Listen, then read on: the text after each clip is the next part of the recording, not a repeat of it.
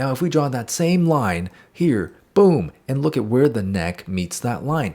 Oh my goodness, her head has been punched forward. She's doing one of these. What's up guys, welcome. Today Dr. Sam is going to be performing some life-saving plastic surgery on your guys' drawings. In this series, my goal is to help you guys identify the smallest things that'll make the biggest difference in your guys' art and hopefully help you guys become art gods in the process. I have gone into our Patreon Discord server and found some victims, the first of which is Manuel. Now Manuel says there are always things feeling off looking back on my paintings, maybe Unk can help. Manuel, very bold of you to call me Unk just before we dive into our crit. Now just before I destroy Manuel's hopes and dreams, I want you guys to know that this is all done with consent from the original artist. Do not go around fixing other people's art unless you get their permission to do so. Now with that being said, Manuel, she looks like she has food poisoning. Credit where it's due here, I think you rendered this very well, you set up the scene very nicely, but something does look a little bit off about her. First things first, let's talk proportions. She looks kind of like an egg in your drawing because you have moved her facial features down. Notice how high this eye line is in comparison to the rest of the face. Whereas on your drawing, look at this eye line.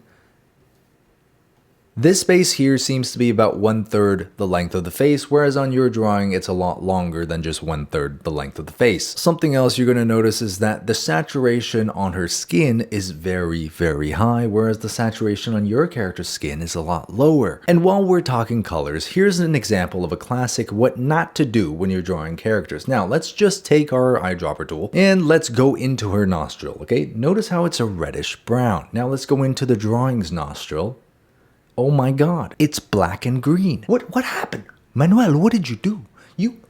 This is basically black, and we want to avoid pure black at all costs in our paintings because it just drains the life out of your colors. And while we're on this subject, let's move down to the mouth, okay? Look at the black outline around the lips. This is a very common beginner mistake because if you look at the reference, she doesn't have black outlines around her lips. And also when you're drawing someone who is smiling, you do not want to draw all the lines on their teeth. It makes them look very scary. But don't worry, Manuel, this is a very easy fix. First things first, I'm going to bring up the hue and saturation sliders. I'm going to bring the saturation up to 30. Okay, and then let's bring the hue over to the reds. So that's the before, that's the after. I think the saturation level matches the reference a lot better now. The next thing we're going to do is we're going to liquefy. I'm going to bring her eyeline up just a little bit. I'm going to extend her eyebrows out, and my goal here is to just make her a little bit less egg-like. I'm also going to just bring the nose and the mouth sections up, and of course I want to bring the corners of the eyes down a little bit more in the middle and bring up the bottom lid just a bit more to make it look like she's smiling. There's a quick change with our liquefy tool. Now the next thing that I want to do is erase away some of these black lines. You'll notice especially these lines right here will just age her like 50 years. This is the one thing that you really got to be careful with when you're drawing a smiling character. Now I'm just going to smoothen out her skin a little bit here and erase away some of these extra tones and hues that we don't really need. And then I'm going to apply some ambient occlusion just underneath her cap to make her head look a little bit less prominent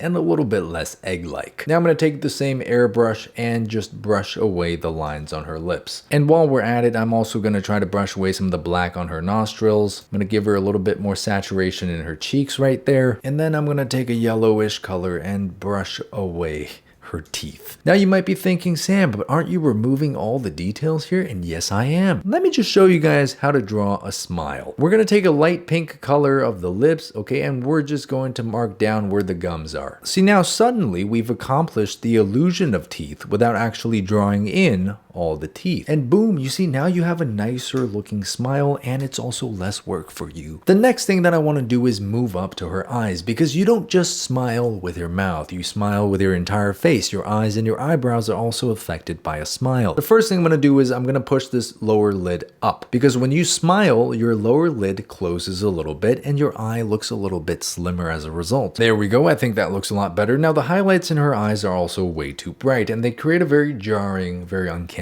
look, so we're going to just darken her eyes. I'm going to just fix up her double eyelid here a little bit, add a little bit more depth to them, and then we're going to move up to the eyebrows and add a little bit more thickness and a little bit more depth depth to the eyebrows. They actually travel a lot higher than what was there before, so let's add that in. And we'll get the same thing on the other eyebrow as well. Move it up a little bit higher and let it travel out a little bit further. There we go. Now let's add some highlights. We gotta add in some glimmer in her eyes. There is one highlight, and there is highlight number 2. Now I'm gonna take her skin tone and add in some brighter highlights on her nose, some highlights on her cheeks, maybe a little bit of highlights on her lips. And last but not least, of course, you can add in some of the creases and wrinkles that you might see in the reference photo. Blend out one of the edges there, boom, and then I blend out this edge and boom. Now here's a quick before and after. So that's before, that's after, before, after, before, after, before, after. So add in a bit of saturation, a bit of boldness with your colors, remove all those dark wrinkles, and look at the expression that you can get from your character. Here's our second victim, Kayla. Kayla said she's been having a tough time with side profiles for forever and avoiding them. Kayla, after this video, you're going to be a master of side profiles. Don't you dare run away from your problems anymore. Now, unfortunately, she's doing some kind of a, neck forward kind of chicken dance thing going on here because her head has just completely shot forward. Now, granted, in the reference, she is sticking her head forward a little bit, but not to this extent, Kayla. So, first things first, I'm going to have to again bust out the liquefy tool, just so you guys can see why though. Look at the bottom of the ear, look at the tip of the chin. Now if we draw a line across and we do a measurement, a very simple measurement of where the neck meets that line, you can see it's about at the halfway point. Now if we draw that same line here, boom, and look at where the neck meets that line. Oh my goodness, her head has been punched forward. She's doing one of these. Now I can tell that you've drawn a circle here for the head as well, which is great. You want to follow the Loomis method, but the problem here is she has a lot of volume in her hair. Her skull itself is probably over here where you drew it, but the hair adds a huge silhouette to the back of her head. Now, if we draw a shape that encapsulates this entire head, it looks something like that. But if we move this shape over to your drawing, see how that just doesn't match up? You're missing a lot of volume on the back of her head, and also the front of the face is not slanted forward enough. But don't you worry, Kayla, because this can be fixed very, very quickly in the liquefy tool, my favorite tool of all time. So we're gonna just extend her face forward and extend her head back. I'm going to try to follow the silhouette that I see in the reference image. And we're going to extend the back of the head a little bit further and also push the neck a little bit more forward. I want to shrink the nose down a little bit as well, move the eye down a little bit and shrink the size of that eye. And when you're viewing a character from a profile perspective, you're also going to see less of the eyebrow. So again, I'm liquefying that forward. I'm also going to liquefy the corner of the mouth forward just a bit, extend the bottom lip out and accentuate the shape of her chin. So there's a quick little before and after, before and after. We've essentially taken her head and just stretched it out in both directions, front and back. Now you're probably thinking this looks great and we're done with this image, and you would be wrong. Why don't we work on the line quality a little bit? Why don't we give the lines a little bit more confidence, a little bit more variation? So in the areas that are going to be facing downwards and in a little bit more shadow, I'm going to add darker lines. And also on the areas of focus, like the eyes, for example, I want to make sure our lines are really clear and really solid. Same thing on the front of the face, on the eyebrows. I want to make sure these facial features are easily readable because these are going to be the focal points that our audience's eyes are going to gravitate towards. So I'm cutting back and adding some more defined shape language to the front of the face, to the shape of the chin, as well as to the nose ridge here on the front. Now I just want to bring that over to the ear as well because I think it's kind of getting lost here in all the hair. So let's just add in a stronger darker silhouette, some shading for the inside of the ear, and we can of course get some more shading down here at the jaw area as well. Now I'm going to add in a little bit more silhouette, just giving her hair more texture, extending the shape of the hair to the back, some more lines, some more chaos here. And there we go. After changing up the silhouettes, adding some more confident darker lines and stronger shapes to the front of the face, there's the before versus the after, before and after. Again, the simplest changes making a very big difference in the drawing. I think the hardest part of doing this is actually just identifying the things that you actually need to change. But of course, that's why I'm here to help. Now, our next victim is DJ, who just posted a drawing and a reference and didn't say anything about it. Now, he's either a man of few words and is very nonchalant, or he's terrified of me. But clearly, I'm not the only thing DJ is terrified of. He's also terrified of adding contrast to his rendering. I personally wouldn't blame you if you saw this drawing and this reference and said to yourself, oh, the eyes are completely wrong. But that's actually not the main problem here, okay? The eyes, I can tell they're stylized. You're trying to draw this character in a more stylized and unique way. The real problem here is we're trying to do a more realistic rendering, but this rendering looks so flat. Just so you guys are clear on what I'm talking about here, look at the value on the light side of her face, okay? Very high up versus the value on the dark side of her face. It's about halfway between light and dark. Now, look at the value on the bright side of her face here. I think that looks about right. Look at the dark value. It's only a quarter down. So your shadow needs to be about 2 times darker than it is right now in order to get that more realistic look, which is where our next new layer comes in. I'm going to add a new layer. I'm going to set it to multiply. And based on the colors that I see in the shadows in the reference, I'm going to select a magenta kind of grayish medium tone color. And I'm going to take my airbrush and just brush that in to the entire side of the face. We can even add a little bit to this side as well. Now I'm going to take my eraser and just make sure any of the multiply that got into the light section is removed. Now using my blending tool, I'm going to soften up the edges here a little bit. Immediately, look at the difference that makes, okay? Before, after.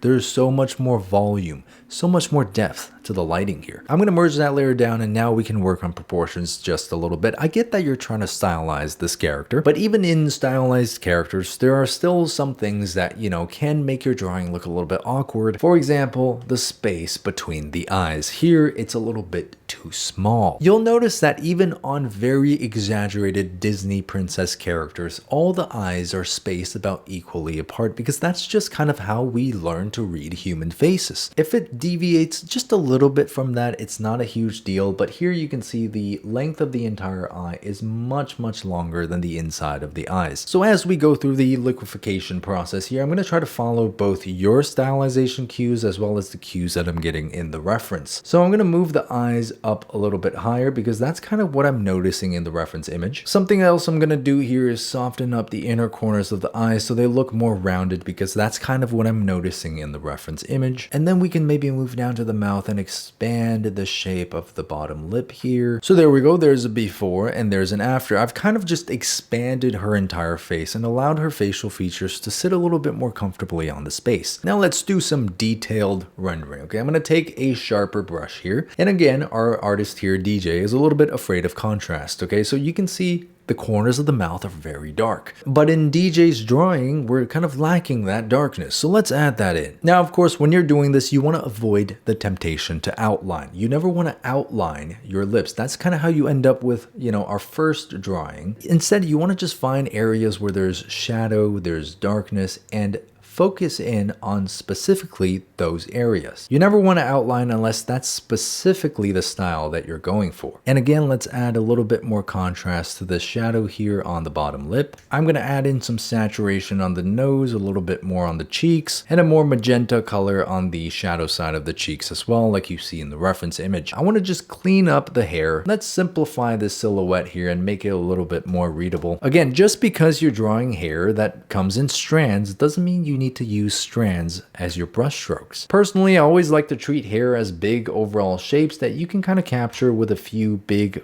broad, round brush strokes. Same thing on the other side. Let's just get rid of all this scribbling. Big, simple brush. We're almost treating the light like it's a shape of its own. Now let's bring this color down, and there's a bit of light peeking through the hair here, so it's going to look very bright and pretty saturated, just like that. Now let's go back to the eyes, and this is where we're going to finish off this painting. First things first, I'm going to reshape the eyebrows a bit to make them go up a little higher. Now based on the lighting in the reference, I'm going to just soften the lower lid a little bit. You also don't really see a double eyelid on the inside of her eye here. So let's just, again, remove that. We'll do the same thing on the other side. Again, remove that double eyelid on the inside of the eye and add a little bit more shadow and a little bit more confidence to the shape of the upper lid. Now clearly DJ wanted to stylize the eyes and make them green, and we can honor that and try to keep that, but they're a little too saturated and they create a bit of an uncanny look. So let's take a darker, muted, more desaturated color and apply that to the eyes on our drawing. And we'll get an even darker color to add in some depth to the shading on the iris. And last but not least, a dark circle in the center for the shape of the pupil, which is the opening that lets light into the eye. Now let's add a highlight in the same spot that we see them in the reference image. One last pass with liquefy just to squish this side of the face in a little bit more. And one last pass with a darker shadow color to frame the bottom of the chin. And there we go. There's the before and there's the after. Now we did make a ton of changes to this drawing, but I think we maintained the same trajectory of stylization that DJ was taking us on. So I think this works out very well. Anyways guys, so those are 3 drawings that we were able to save today with some very simple changes. Now you guys can feel free to let me know which one was your guys' favorite. This was a lot of fun guys. Hopefully you've learned something new from all the techniques that I've used in this video, and if you didn't learn anything new, I hope you had a good time. That being said though guys, check out my Patreon if you want to be a part of future drawing critiques just like this one. Subscribe to my channel for more art related content, and I'll see you guys on the next video. Bye bye.